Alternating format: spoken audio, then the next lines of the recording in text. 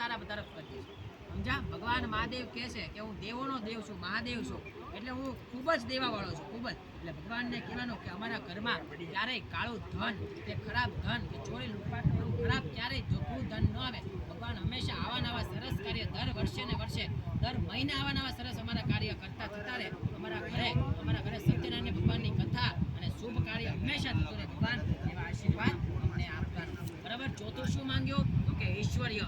ભગવાનને કહેવાનું કે અમારે 100 વર્ષ ભગવાન નથી જીવવું, પરંતુ ભલે અમે 50 વર્ષ કે 60 વર્ષ કે 70 વર્ષ જે જીવીએ, બરાબર, ભગવાન તમારા સાનિધ્યમાં જીવીએ છીએ, તમારા શરણે જીવીએ છીએ, પરંતુ અમે ખૂબ જ દરેક નાના મોટા વડીલની દરેક હંમેશા સેવા સમિતિએ આવીએ અને ભગવાન દરેકની મદદે આવીએ અને ખૂબ જ સારામાં સારું વ્યક્તિત્વ મારામાં આવે એવા ભગવાન અમને આશીર્વાદ આપજો.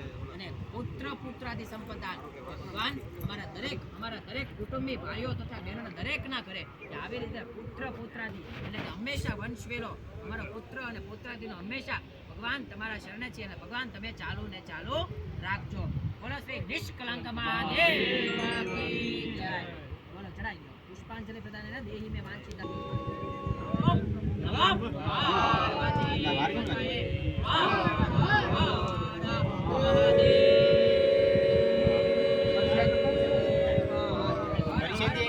તમે લાવ્યા છો ને?